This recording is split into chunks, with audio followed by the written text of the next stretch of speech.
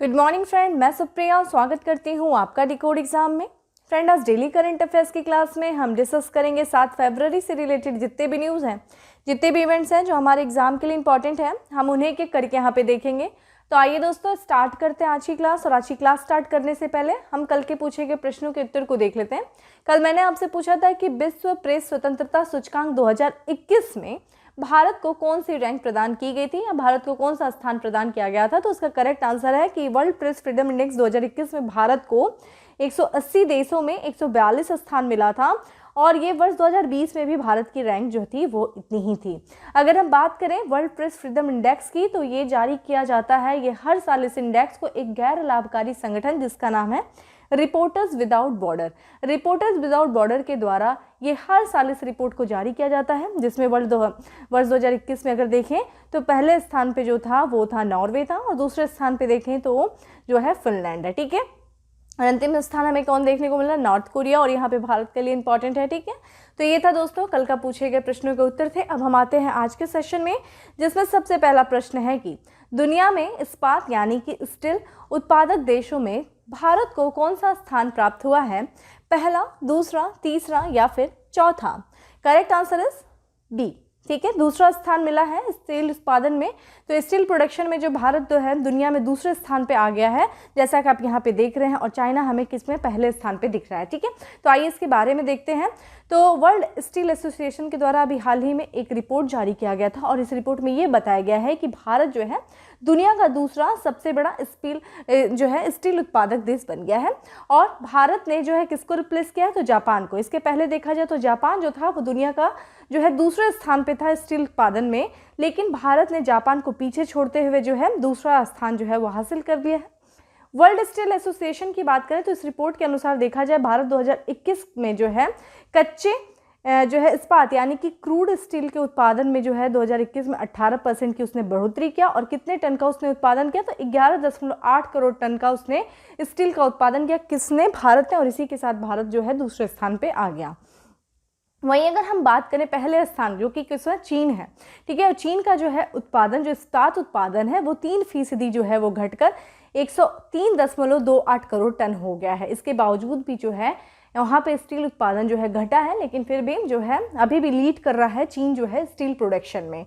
वैश्विक उद्योग संगठन जो है स्टील एसोसिएशन ने जो है अपनी रिपोर्ट में ये बताया है कि दूसरे सबसे बड़े इस्पात उत्पादक जो देश है भारत ने 2020 में 10.03 करोड़ टन का इस्पात उत्पादन किया था। वहीं चीन ने इसी समय देखा जाए तो 106.47 करोड़ टन का उत्पादन किया था, जिसमें देखा जाए तो 3% घट गया है। कितना हो गया है? 103.28 करोड़ हो गया है। किसका? चीन का उत्पादन हो गया है। ठीक है, और यहाँ पे देखा जाए अगर हम वैश्विक उत्पादन की बात करें कच्चे इस्पात का, तो जो 2021 में जो विश्व में कच्चे इस्पात का कुल उत्पादन कितना हुआ है दोस्तों? ये हुआ था 195.05 करोड़ टन हुआ था। और यहीं 2020 में देखा जाए तो ये कितना था? ये बढ़ा है। वैश्विक उत्पादन में देखा जाए तो वर्ष 2020 की तुलना में 2021 में जो है इस्पात उत्पादन जो है वो बढ़ा है। ये देखा जाए कितना बड़ा है तो 3.7% बढ़कर के कितना हो गया है? 1.880.04 करोड़ जो है टन हो गया है। जापान देखिए तीसरे स्थान पे है, कितने करोड़ टन उत्पादन के साथ? तो 9.63 करोड़ टन उत्पादन के साथ जापान देखा जाए तो तीसरे स्थान पे। तो हमें चाइना दिख रहा है, फिर इंडिया दिख रहा है, फिर देखा जाए जापान है, और हमें चौथे स्थान पे देखिए कौन दिख रहा है? यहाँ पे अमेरिका है, जिसने इस साल यानी कि 2021 में 8.6 करोड़ टन का जो है उत्पादन किया है, जो कि पिछले वर्ष की तुलना में इसका भी उत्पादन बढ़ा है। कितना? 7.27 करोड़ से जो है 8.6 करोड़ टन हो गया है। ठीक है, तो ये था वर्ल्ड स्टील एसोसिएशन के द्वारा जो जारी रिपोर्ट है, उसके अनुसार जो विभिन्न देशों का जो रैंक देखने को मिल रही है किसमें? स्टील प्रोडक्शन में। ठीक है, जिसमें पहला स्थान जो है चीन का है, दूसरा स्थान भारत का है, तीसरा स्थान जापान का है और चौथा स्थान किसका है? अमेरिका का है। ये भी पूछा जा सकता है कि किसको रिप्लेस करके यानी कि किसको पीछे छोड़ते हुए भारत ने दूसरा स्थान है हासिल किया है इस्पात उत्पादन में? तो ये है जापान। ठीक है, अब हम आते हैं अपने अगले प्रश्न पे, और हमारा अगला प्रश्न है कि किस प्रोजेक्ट की 5वीं पनडुब्बी के लिए समुद्री परीक्षण हाल ही में शुरू किया गया है? प्रोजेक्ट 72, प्रोजेक्ट 73, प्रोजेक्ट 74 या फिर project 75? Correct answer is D, project 75 के बारे में हम लोगों ने बहुत बार चर्चा की अपने करंट अफेयर्स के दौरान। यहाँ पे फिर से प्रोजेक्ट 75 आ गया और इस प्रोजेक्ट के तहत देखा जाए 6 पनडुब्बियों का निर्माण किया जा रहा है, जिसमें अभी हाल फिलहाल में 5वीं पनडुब्बी का जो है समुद्री परीक्षण शुरू कर दिया गया है। आइए इसके बारे में देखते हैं। तो भारतीय नौसेना की कलवरी श्रेणी में प्रोजेक्ट 75 या 11,879 की 5वीं पनडुब्बी ने अपना समुद्री परीक्षण क्या किया है, शुरू कर दिया है। नवंबर 2020 में जो है मचगांव डॉकयार्ड शिप बिल्डर्स लिमिटेड जो कि मुंबई में स्थित है के कान्होजी आग्रवेट बेसिन में इसे लॉन्च किया गया था पनडुब्बी को। और ये जब पनडुब्बी कमीशन कर दी जाएगी तो इसका नाम क्या हो जाएगा, वागीर। ठीक है, ध्यान रखिएगा, नाम बहुत इंपॉर्टेंट है। 5वीं पनडुब्बी का नाम क्या होगा, वागीर होगा। पनडुब्बी अब क्या है, अब प्रपोल्सन प्रणाली, हथियार और सेंसर सहित समुद्र में अपनी सभी प्रणालियों के गहन परीक्षण से गुजरेगी। इन परीक्षण के पूरा होने के बाद जो है पनडुब्बी को भारतीय नौसेना को पनडुब्बी को सौंपने का जो है वो निर्धारण किया गया है। और जैसा कि हम बात करें, पिछले साल जो है प्रोजेक्ट 75 की जो 6 पनडुब्बियों की सीरीज में चौथी पनडुब्बी INS वेला को नौसेना में शामिल किया गया था। हम लोगों ने इससे INS वेला के भी बारे में पढ़ा था। ठीक है, तो 5वीं पनडुब्बी कौन है, वागीर है। ठीक है, चौथी कौन सी थी, वेला थी। ठीक है, अब हम आते हैं अपने अगले प्रश्नों पे। और अगले प्रश्न से पहले हमें उन बाकियों की भी बताइए, जो 3 जो है पनडुब्बी जो पहले से कमीशन, उनके भी नाम बताइए क्या है। ठीक है, अब हम आते हैं अगले प्रश्न पे और हमारा अगला प्रश्न है कि हाल ही में अमेरिका ने किस देश को गैर नाटो सहयोगी देश का दर्जा देने की घोषणा की है, कतर, सऊदी अरब, भारत या फिर मिस्र। Correct answer is a. ठीक है, कतर को जो है हाल फिलहाल में अमेरिका ने गैर नाटो सहयोगी देश का दर्जा देने की घोषणा किया है। ये देखिए यहाँ पे आपको गैर नाटो सहयोगी देश के मैप बने हैं। ठीक है, कौन कौन से जो है नाटो के गैर नाटो सहयोगी देश हैं अमेरिका के, तो ये आप देख सकते हैं। यहाँ पे हमें देखने को जो अमेरिका के जो राष्ट्रपति हैं जॉय बिडेन ने जो है कतर को एक बड़ा गैर नाटो यानी कि उत्तरी अटलांटिक संधि संगठन सहयोगी नामित किया है। यह मुख्य रूप से एक सांकेतिक सम्मान है, क्योंकि कतर ने बहुत महत्वपूर्ण भूमिका निभाई है अफगानिस्तान से लोगों को निकालने में, और जो गाजा में जो पिछले साल जो है इजराइल और हमास में जो युद्ध को समाप्त करने में जिस महत्वपूर्ण भूमिका को जो है कतर ने निभाया था, उस भूमिका के लिए जो है अमेरिका ने एक तरीके से आभार प्रकट किया है। और इसी आभार के सम्मान में अमेरिका ने जो है कतर को गैर नाटो का दर्जा देने का या गैर नाटो सहयोगी नामित किया है। ठीक है, कतर की अगर बात करें दोस्तों, तो कतर जो है गैर नाटो यहाँ पे गैर नाटो का दर्जा पाने वाला 18वां देश है। इसके पहले देखा जाए वर्ष 2019 में ब्राज़ील को जो है ये दर्जा दिया गया था। अगर किसी देश को जो है गैर नाटो का दर्जा दिया जाता है तो उसको कुछ सहूलियत दी जाती है, जैसे कि इस देश को अगर कुछ इसके तहत, इस कार्यक्रम के तहत जो अगर कोई ऋण कार्यक्रम जो है चल रहा हो, तो इसमें जो है इस दर्जा, ये जो दर्जा पाया जाएगा गैर नाटो का दर्जा, तो उससे क्या होगा कि उस ऋण कार्यक्रम में जो है उसको कुछ सहूलियत दिया जाएगा, उसको पात्र बनाया जा सकता है। और भी देखा जाए तो उसे सैन्य बिक्री में प्राथमिकता दी जाएगी। प्राथमिकता के आधार पर आपूर्ति समेत रक्षा, व्यापार और सुरक्षा सहयोग के क्षेत्र में जो है लाभ मिलता है। तो ये कुछ फायदे होते हैं अगर किसी देश को गैर नाटो सहयोगी देश का दर्जा दिया जाता है। ठीक है, अगर दोस्तों हम नाटो की बात करें तो नाटो यानी कि फुल फॉर्म क्या हो गया, नॉर्थ अटलांटिक ट्रीटी ऑर्गेनाइजेशन, जिसे हम हिंदी में क्या कहते हैं, उत्तरी अटलांटिक संधि संगठन। ठीक है, इसके बारे में हम लोगों ने फिर से काफ़ी चर्चा किया, फिर से करेंगे। बार बार जितनी बार हम चीज़ों को पढ़ते हैं उतनी बार, जब जितनी बार चीज़ें रिकॉल होती हैं उतना ही हमारे वो माइंड में क्या होती हैं, बैठती हैं। तो यहाँ पे अगर हम बात करते हैं नाटो की स्थापना की दोस्तों, तो इसकी स्थापना हुई थी 4 अप्रैल को हुई थी। किस वर्ष हुई थी, 1942 में हुई थी। चूँकि 12 संस्थापक सदस्यों के द्वारा जो है अमेरिका में वाशिंगटन संधि में इसमें जो है हस्ताक्षर किया गया था, जिस कारण से नाटो को जो है वाशिंगटन संधि के भी नाम से जाना जाता है। ध्यान रखिएगा, वाशिंगटन संधि। चूँकि नाटो क्या है, एक गैर अंतर सरकारी संगठन है। इसका हेडक्वार्टर दोस्तों कहाँ पे है, जो बेल्जियम की राजधानी है ब्रुसेल्स में जो है नाटो का हेडक्वार्टर है। अगर हम वर्तमान सदस्यों की बात करें दोस्तों, तो इसमें जो है 30 सदस्य हैं, जिसमें देखा जाए वर्ष 2017 में देखा जाए तो माउंट नेग्रो जो है इसका 29वां सदस्य बना था, और वर्ष 2020 में देखा जाए तो उत्तरी मैसेडोनिया जो है इसका 30वां सदस्य बना था। Most important. ठीक है, नाटो की अगर बात करें दोस्तों कि किस सिद्धांत पे काम करता है, तो नाटो जो है सामूहिक रक्षा के सिद्धांत पर काम करता है। सामूहिक रक्षा के सिद्धांत से तात्पर्य ये है कि जितने भी सदस्य देश हैं, मान लीजिए 30 सदस्य हैं वर्तमान में नाटो में, तो अगर किसी एक सदस्य या अधिक सदस्यों पर आक्रमण किया जाएगा तो ये माना जाएगा कि इस पूरे जो है संगठन पे आक्रमण किया गया, यानी कि इस सदस्य नाटो से जुड़े हुए सभी सदस्यों पर आक्रमण किया जाएगा और ये सब मिलकर के उस आक्रमण का क्या करेंगे, उत्तर देंगे। यही है नाटो। ठीक है, अब हम बात करते हैं, चूंकि कतर को एक गैर नाटो सदस्य के रूप में सहयोगी देश जो बनाया गया है, तो हमें कतर के भी बारे में जानना चाहिए। कतर देखा जाए तो मध्य पूर्व में स्थित है ये, और यहाँ पे देखा जाए तो इसकी जो राजधानी क्या है दोस्तों, दोहा है। ठीक है, जो कि पर्सियन गल्फ से वे है। ठीक है, अगर यहाँ की राजधानी, चूंकि मुद्रा की बात करें दोस्तों, तो कतरी रियाल जो है वो यहाँ की मुद्रा है। ठीक है, और कतर में देखा जाए जो व्यवस्था है वो पूर्ण जो है राजशाही व्यवस्था है। यहाँ के जो अमीर हैं उनका नाम है शेख तमीम बिन अहमद अल थानी, जो है वो यहाँ के अमीर हैं।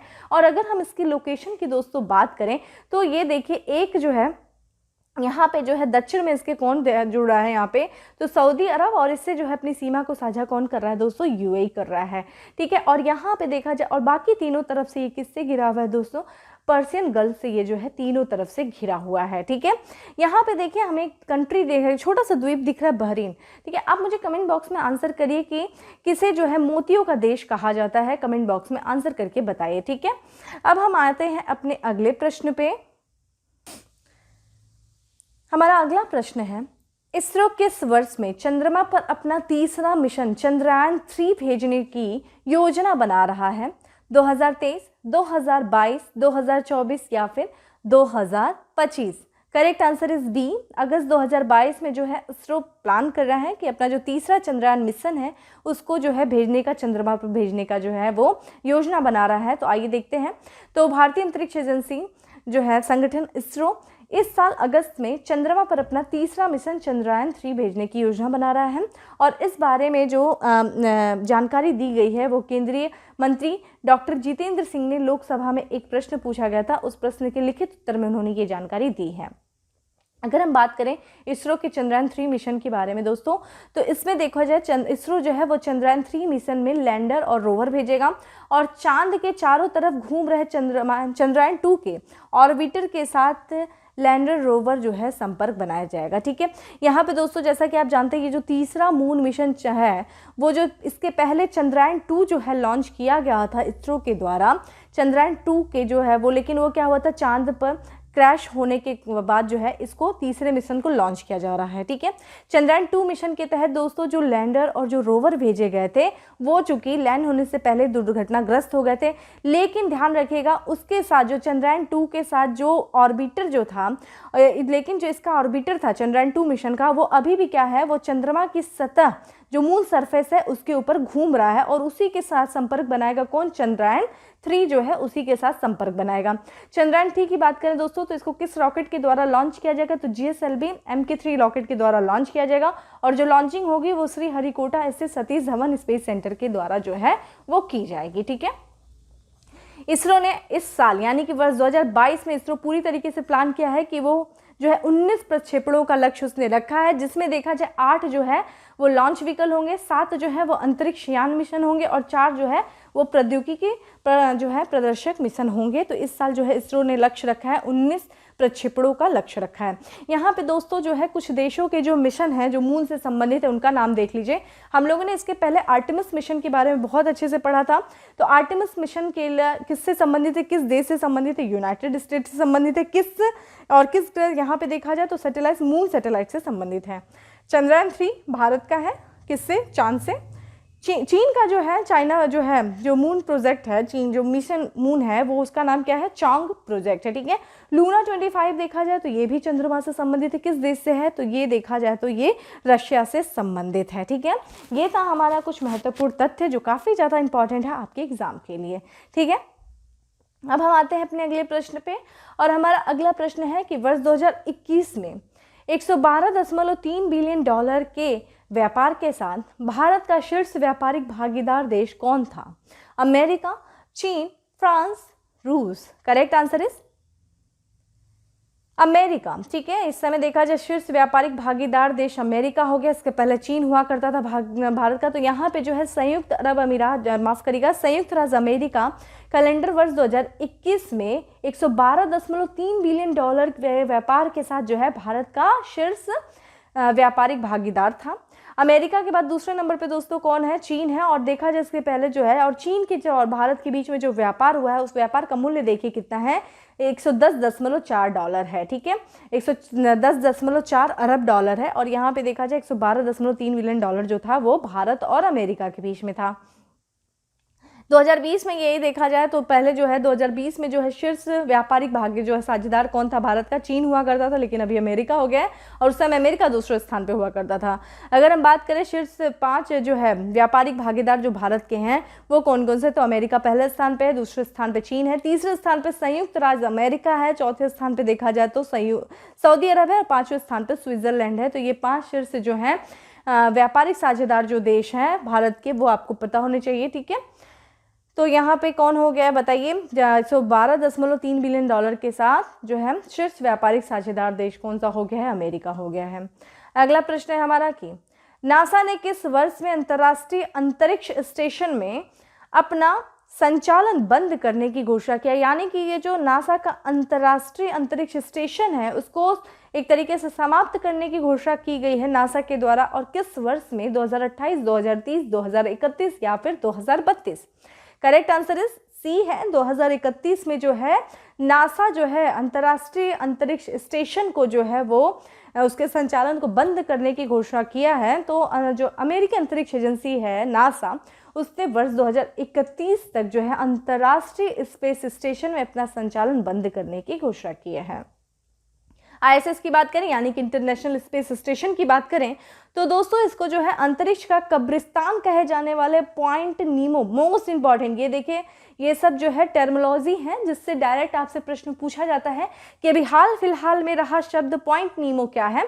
तो एक तरीके से इसको हम अंतरिक्ष का कब्रगाह कहते हैं। और ये कब्रगाह स्थित कहाँ है? तो ये प्रशांत महासागर में स्थित है, और यह देखा जाए तो समुद्र में यह वह स्थान है जो भूमि से सबसे दूरी पे स्थित है, ठीक है। तो यहीं पे जो है पॉइंट नीमो में इस ISS को क्या किया जाएगा? क्रैश किया जाएगा। और दोस्तों ये जो पॉइंट नीमो है ये देखा जाए तो भूमि से जो है कितने जो है 2700 किलोमीटर की दूरी पर स्थित है। और ये जो है इसे हम अंतरिक्ष के कब्रिस्तान के रूप में जानते हैं। कारण क्या है कि जितने भी जो इस्तेमाल होने वाले जो भी चीज़ जो इस्तेमाल होने के बाद जो रिटायर स्पेस स्टेशन होते हैं और जो स्पेस क्राफ्ट होते हैं उसको क्या किया जाता है? इस इलाके में हमेशा के लिए समाप्त कर दिया जाता है। तो जिस कारण से इसको हम क्या करते हैं? कहते हैं अंतरिक्ष का कब्रिस्तान कहते हैं। पॉइंट नीमो किसमें है? प्रशांत महासागर में स्थित है, ठीक है। और ध्यान रखिएगा ये समुद्र में वह स्थान है जो पृथ्वी से सबसे दूर में स्थित है भूमि से, ठीक है।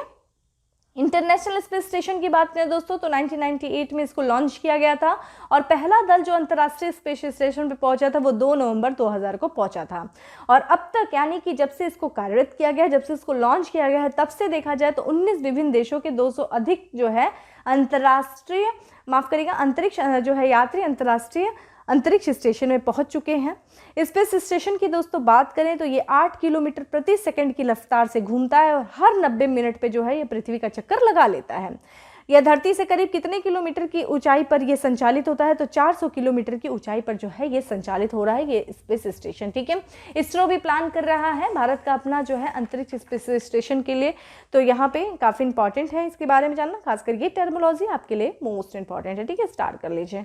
अब हम आते हैं अपने अगले प्रश्न पर। हमारा अगला प्रश्न है कि निम्नलिखित में से किससे भारत का पहला अन्य प्रभावी क्षेत्र आधारित संरक्षण उपाय OECM साइट घोषित किया गया है?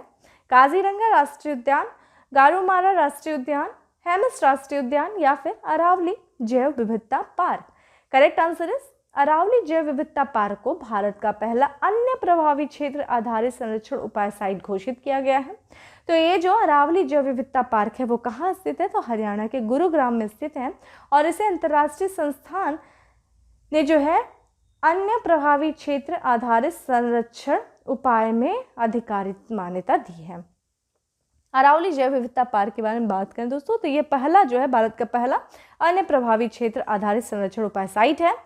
इसे देखा जाए तो international union for conservation of nature उन क्षेत्रों को OCM टैग देता है जो संरक्षित नहीं है लेकिन समृद्ध जैव विविधता का समर्थन करते हैं। यानी कि किसी भी जो है संरक्षित जो है कोई भी अगर कानून है कुछ भी उसके तहत जो है वो क्षेत्र संरक्षित नहीं होते हैं लेकिन फिर भी वो जैव विविधता का समर्थन करते हैं। टैग जो है अंतर्राष्ट्रीय मानचित्र पर क्षेत्र को जैव विविधता हॉटस्पॉट के रूप में नामित करता है। ठीक है, यहाँ पे दोस्तों कुछ हमारे सामने कुछ नाम दिए हैं राष्ट्रीय उद्यान के। कमेंट बॉक्स में आंसर करिए कि काजीरंगा राष्ट्रीय उद्यान किस राज्य में है, गौरमारा राष्ट्रीय उद्यान किस राज्य में और राष्ट्रीय हेमिस राष्ट्रीय उद्यान किस राज्य में है या केंद्र शासित प्रदेश में है। कमेंट बॉक्स में आंसर करिए। बताने को मैं भी बता सकती थी लेकिन थोड़ा सा कुछ आप भी मेहनत करिए। ठीक है, चलिए अब हम आते हैं अपने अगले प्रश्न पे और हमारा अगला प्रश्न है कि हाल ही में किस राज्य ने one nation one ration card योजना लागू की गई है। किस राज्य में किया गया है, तो Jharkhand, Chhattisgarh, Assam, Orissa. Correct answer is B, Chhattisgarh में भी हाल ही में one nation one ration card योजना को लागू किया गया है। तो छत्तीसगढ़ में देखा जाए one nation one ration card योजना लागू किया गया और इसी के साथ ध्यान रखिएगा 35 राज्यों और केंद्र शासित, ध्यान रखिएगा 35 राज्य और जो 35 शब्द है यानी कि जो ये नंबर है वो राज्य और केंद्र शासितों को मिला करके, आप सोचेंगे 35 राज्य कब हो गया, तो 35 राज्यों और केंद्र शासित प्रदेशों में one nation one ration card जो है योजना चालू की गई है। अब देखा जाए तो राष्ट्रीय खाद्य सुरक्षा अधिनियम एक्ट में शामिल 96.8% आबादी को कवर कर रही है। ठीक है, one nation one ration card योजना के तहत देखा जाए तो आधार नंबर को जो है राशन कार्ड से जोड़ा जाता है। साथ ही सार्वजनिक वितरण, ठीक है, पब्लिक डिस्ट्रीब्यूशन जो दुकानें होती हैं, सार्वजनिक वितरण दुकानों में e point of sale machine भी लगाई जाती है। लाभार्थी को देखा जाए किसी भी राशन की दुकान से खाद्य सब्सिडी मिलेगी। ठीक है, देश में कहीं भी है, ठीक है, किसी भी राज्य में है तो कोई राज्य ये नहीं कहेगा कि तुम्हें मैं नहीं दूंगा, कि मतलब राशन नहीं प्रोवाइड करूंगा, कारण क्या है कि तुम इस राज्य के नहीं, तुम कहीं और रजिस्टर्ड हो, ऐसा नहीं है। जब one nation one ration card लागू हो योजना के तहत जो है आप कहीं से भी अपने राशन कार्ड के द्वारा जो है अपने राशन को ले सकते हैं। इससे पहले देखा जाए वे केवल उसी वार्ड से जो है में जा सकते थे जहां उनका जो है कार्ड जो है रजिस्टर्ड था, पंजीकृत था, पहले ऐसा था। लेकिन अब क्या है, ये जो है काफ़ी अच्छा, तो जो प्रवासी मजदूर वगैरह उनके लिए काफ़ी अच्छा होता है। ठीक है, उन्हें जो कि इससे देखा जाए तो राशन काफ़ी इजीली मिल सकते हैं, तो ये चीज़ इंपॉर्टेंट है। छत्तीसगढ़ में हुआ है one nation one ration card, अभी हाल फिलहाल में जो है योजना को लागू किया गया है। अगला हमारा प्रश्न है कि राहुल गांधी ने किस राज्य में राजीव गांधी ग्रामीण भूमिहीन कृषि मजदूर न्याय योजना शुरू की है। Chhattisgarh, Kerala, Punjab, Rajasthan. Correct answer is a, again Chhattisgarh की बात हम कर रहे हैं और छत्तीसगढ़ में देखा जाए चूंकि कांग्रेस की सरकार है और कांग्रेस के जो वरिष्ठ नेता हैं राहुल गांधी के द्वारा राजीव गांधी ग्रामीण भूमिहीन कृषि मजदूर न्याय योजना शुरू की गई है। तो वरिष्ठ कांग्रेस नेता राहुल गांधी ने जो है छत्तीसगढ़ में देखिए 2 योजनाओं को शुरू किया। सबसे पहले राजीव गांधी ग्रामीण भूमिहीन कृषि मजदूर न्याय योजना और दूसरा देखा जाए तो राजीव गांधी मितान क्लब योजना की शुरुआत की है। यहाँ पे देखा जाए तो अगर हम राजीव गांधी ग्रामीण भूमिहीन कृषि मजदूर न्याय योजना की बात करें तो इस योजना के तहत जो ग्रामीण होंगे, ठीक है, जो भूमिहीन, ठीक है, ग्रामीण भूमिहीन कृषि मजदूर होंगे उनके परिवारों को जो है 3 किस्तों में प्रति वर्ष जो है 6,000 रुपये जो है उपलब्ध कराया जाएगा। ठीक है, 3 किस्तों में, ठीक है, 4-4 महीने पे जो है 2-2 हज़ार रुपये जो है वो उपलब्ध कराया जाएगा, आर्थिक मदद की जाएगी। ये देखिए केंद्र सरकार की योजना है। कमेंट बॉक्स में नाम बताइए उस योजना का क्या नाम है, उसी से ये जो है योजना काफ़ी मिलती है। हम लोग चर्चा भी किया, मैं देखना चाहती हूँ कितनी आपकी मेमोरी जो है वो शार्प है कि ये जो है जो 3 किस्तों में जो प्रति वर्ष 6,000 रुपये दिए जाएंगे वो किस योजना से संबंधित है, आर्थिक सहायता की जाएगी। वहीं अगर हम राजीव युवा मितान क्लब योजना की बात करें तो इसका उद्देश्य क्या है कि जो छत्तीसगढ़ के युवा हैं उन युवाओं को संगठित करना और उनकी ऊर्जा का उपयोग जो है वो नया छत्तीसगढ़ गढ़ने में जो है उन युवाओं की ऊर्जा का इस्तेमाल करना, उन्हें जो है उनके अंदर जो है नेतृत्व क्षमता का विकास करना। युवा इस क्लब में शामिल होकर के रचनात्मक कार्यों से जुड़ सकेंगे। यही क्या है, राजीव युवा मितान क्लब योजना। ठीक है, तो ध्यान रखिएगा राजीव गांधी ग्रामीण भूमिहीन कृषि मजदूर न्याय योजना जो है उसके, और दूसरा है राजीव युवा मितान क्लब योजना कहाँ शुरू की गई है, ये छत्तीसगढ़ में शुरू किया गया है। छत्तीसगढ़ की दोस्तों बात करें तो छत्तीसगढ़ की राजधानी क्या है दोस्तों, रायपुर है। और अगर यहाँ के मुख्यमंत्री की बात करें दोस्तों तो भूपेश बघेल जो हैं वो यहाँ के मुख्यमंत्री हैं। और यहाँ के जो गवर्नर हैं वो हैं अनुसुईया उइके, जो है यहाँ की गवर्नर है। ठीक है, ये चीज़ ध्यान रखिएगा। अगला और हमारा लास्ट, यहाँ पे देखिए मैप दिया हुआ है इंडिया का, हम देख लेते हैं। यहाँ पे छत्तीसगढ़ की लोकेशन देखिए मध्य भारत में हमें छत्तीसगढ़ दिख रहा है, पूरी तरीके से लैंडलॉक है छत्तीसगढ़। यहाँ पे छत्तीसगढ़ जो है देखा जाए किन किन राज्यों से अपनी सीमा को साझा कर रहा है, तो यहाँ पे देखिए उत्तर में देखा जाए उत्तर प्रदेश से, फिर झारखंड से, फिर यहाँ पे देखा जाए मध्य प्रदेश से, और थोड़ी सीमा जो है आंध्र प्रदेश से, तेलंगाना से, महाराष्ट्र से भी, और देखा जाए तो मध्य प्रदेश से। कमेंट बॉक्स में आंसर करिए छत्तीसगढ़ जो है वो किस राज्य से अलग हुआ। ठीक है, तो ये मुझे कमेंट बॉक्स में आंसर करिए किस राज्य से अलग होकर के छत्तीसगढ़ जो है वो उसका गठन हुआ था, किस वर्ष हुआ था और किस राज्य से ये अलग हुआ था। और ये देखा जाए तो ये इन राज्यों से अपनी सीमा को साझा कर रहा है। अगला और हमारा लास्ट प्रश्न है कि ब्रांड वैल्यूएशन रिपोर्ट में शीर्ष 10 की सूची में शामिल होने वाले एकमात्र भारतीय बीमा कंपनी कौन सी है? Bajaj Allianz life insurance company, Bharatiya Jeevan Bima Nigam, new India assurance company या फिर united India assurance company. Correct answer is LIC यानी कि लाइफ इंश्योरेंस कंपनी जो है, भारतीय जीवन बीमा निगम कंपनी जो है वो ब्रांड वैल्यूएशन रिपोर्ट में शीर्ष 10 की सूची में शामिल होने वाली एकमात्र भारतीय कंपनी बन गई है। तो यहाँ पे देखा जाए ब्रांड फाइनेंस के द्वारा जो है एक रिपोर्ट जारी किया गया है जिसका नाम है ब्रांड वैल्यूएशन रिपोर्ट। ठीक है, ब्रांड फाइनेंस के द्वारा। और इस रिपोर्ट में ये बताया गया है कि जीवन बीमा निगम यानी कि लाइफ इंश्योरेंस कॉरपोरेशन को विश्व स्तर पर बीमा ब्रांडों की सूची में 10वें स्थान पर रखा गया है। और शीर्ष 10 की सूची में LIC जो है एकमात्र भारतीय बीमा कंपनी भी है। अगर LIC की बात करें तो उसका मूल्यांकन जो है 8.656 अरब डॉलर है। ठीक है, और अगर हम शीर्ष 10 में बात करें तो यहाँ पे शीर्ष 10 में देखा जाए 5 जो है चीन की बीमा कंपनियां हैं। वहीं अगर पिंग एन इंश्योरेंस ब्रांड की बात करें दोस्तों, ब्रांड वैल्यू की, तो यहाँ पे देखिए इसकी 26% की गिरावट दर्ज करने के बावजूद भी ये जो कंपनी है, ये जो ब्रांड इंश्योरेंस कंपनी है पिंग एन इंश्योरेंस कंपनी, ये मतलब 26% की इसमें गिरावट हुई, उसके बावजूद भी दुनिया के सबसे मूल्यवान बीमा ब्रांड के रूप में उभर रही है। बाकी शीर्ष 10 सूची में बात करें दोस्तों तो यहाँ पे जो है 2 है अमेरिका की बीमा कंपनियां, वहीं फ्रांस और जर्मनी और भारत की एक कंपनी, जिसमें भारत में कौन सी है? LIC जो है शीर्ष 10 में शामिल है। ठीक है, 10वां स्थान है। ठीक है, तो ये चीज़ ध्यान रखिएगा, ब्रांड वैल्यूएशन रिपोर्ट में शीर्ष 10 की सूची में शामिल होने वाली एकमात्र भारतीय जीवन बीमा कंपनी कौन सी है? तो भारतीय जीवन बीमा कंपनी। ठीक है, भारतीय बीमा कंपनी कौन सी है? तो इस तरह से था दोस्तों हमारा आज का MCQ। अब आते हैं फैक्ट्स ऑफ द डे पे, जिसमें पहला फैक्ट्स है कि न्यूजीलैंड के क्रिकेटर हैं, इन्होंने बायोबबल और प्रकृतवास का हवाला देते हुए IPL से अपना नाम वापस ले लिया और उनका नाम क्या है? काइल जेमिनिस। ठीक है, जिनकी आप यहाँ पे तस्वीर देख रहे हैं। अगला हमारा हरियाणा सरकार द्वारा राज्य के लोगों को निजी क्षेत्र की नौकरियों में दिए गए 75% आरक्षण पर रोक लगा दिया गया है। किसके द्वारा? तो पंजाब हरियाणा हाई कोर्ट के द्वारा, जो हरियाणा सरकार के द्वारा जो निजी क्षेत्र की नौकरियों में 75% का आरक्षण दिया जा रहा था, उस पर रोक लगा दी गई है। अगला है प्रसिद्ध इतावली अभिनेत्री थी, इनका 90 वर्ष की उम्र में निधन हो गया, इनका नाम है मोनिका विट्टी।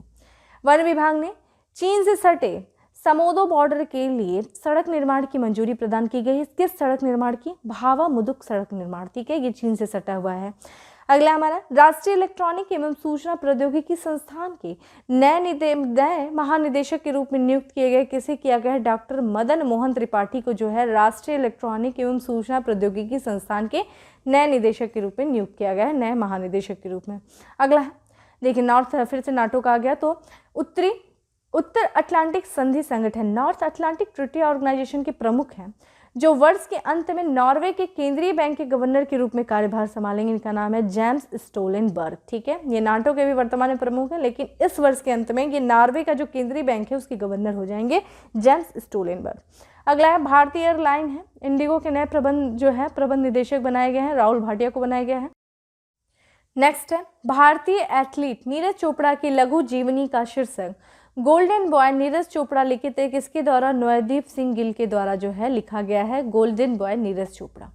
भारत सरकार ने JNU यानी कि जवाहरलाल नेहरू विश्वविद्यालय के कुलपति को विश्वविद्यालय अनुदान आयोग यूनिवर्सिटीज ग्रांट कमीशन का नया अध्यक्ष नियुक्त किया है जिसका नाम है एम जगदीश कुमार, ठीक है। और लास्ट है हमारा, देश की पहली बुलेट ट्रेन का स्टेशन कहाँ पे होगा? पहला स्टेशन तो सूरत यानी कि गुजरात में जो है देश की पहली बुलेट ट्रेन का पहला स्टेशन बनेगा। कमेंट बॉक्स में आंसर करिए कि पहली बुलेट ट्रेन जो है किन किन राज्यों के बीच में चलाई जाने की योजना है। तो ये दोस्तों था हमारा आज का फैक्ट सैटरडे। अब हम आते हैं उत्तर प्रदेश स्पेशल पे। उत्तर प्रदेश स्पेशल में हमारा सबसे पहला स्पेशल है उत्तर प्रदेश का संस्थान जहां ड्रोन ऑपरेटर प्रशिक्षण कोर्स आरंभ किया जाएगा। कहां पे? आईआईटी कानपुर में जो है ड्रोन ऑपरेटर प्रशिक्षण कोर्स जो है वो आरंभ किया जाएगा, ठीक है। भारत श्रीलंका के मध्य आगामी T20 का पहला मैच खेला जाएगा। कहां पे खेला जाएगा? लखनऊ में खेला जाएगा। किस स्टेडियम में खेला जाएगा? तो अटल बिहारी वाजपेयी इकाना स्टेडियम कहां पे? लखनऊ में है। MSME उत्पाद को प्रोत्साहन देने हेतु उत्तर प्रदेश सरकार ने किसके साथ MOU यानी कि मेमोरेंडम ऑफ अंडरस्टैंडिंग किया है? तो फ्लिपकार्ट के साथ और वॉलमार्ट के साथ जो है किया है उत्तर प्रदेश की सरकार ने। संस्थान द्वारा जो है ब्लड कैंसर मरीजों में प्लेटलेट्स की कमी के कारण खोजा गया है। कमी का कारण खोजा गया है किसके द्वारा? किस संस्थान के द्वारा? PGI लखनऊ के द्वारा, ठीक है। और लास्ट है हमारा, लखनऊ की एक रिपोर्ट में माफ करिएगा, लखनऊ के एक रिजॉर्ट में आयोजित मिसेस UP कैटवॉक का खिताब जीता। किसने जीता? रुचि सिंह ने जीता, ठीक है। मिसेस UP कैटवॉक का खिताब किसने जीता? रुचि सिंह ने जीता। तो ये था हमारा उत्तर प्रदेश स्पेशल। अब आ जाते हैं question of the day. Question of the day में हमारा क्वेश्चन है कि भारत का 53वां टाइगर रिजर्व कौन सा है और ये किस राज्य में स्थित है, ठीक है। कमेंट बॉक्स में आंसर करिए। तो दोस्तों इस तरीके था हमारा आज का करंट अफेयर्स, जिसकी PDF जो है आपको अवेलेबल होगी टेलीग्राम ग्रुप पे, जिसका लिंक डिस्क्रिप्शन बॉक्स में दिया हुआ है। यहाँ से आप जो है टेलीग्राम के थ्रू देखा जाए इसके PDF को डाउनलोड करके इसको जो है रिवीजन करिए अपने current affairs, daily current affairs को। बाकी कुछ जो कीवर्ड्स हैं उनको खुद भी लिखने का, खुद भी याद करने की कोशिश करिए, प्रैक्टिस करिए, ठीक है। बाकी जो सेशन अच्छा लगा हो तो लाइक करना नहीं भूलें, ज़्यादा से ज़्यादा लोगों को शेयर करें और चैनल पर पहली बार आए हैं तो सब्सक्राइब करना नहीं भूलें। फिर मिलते हैं नेक्स्ट सेशन में, तब तक के लिए bye, have a good day.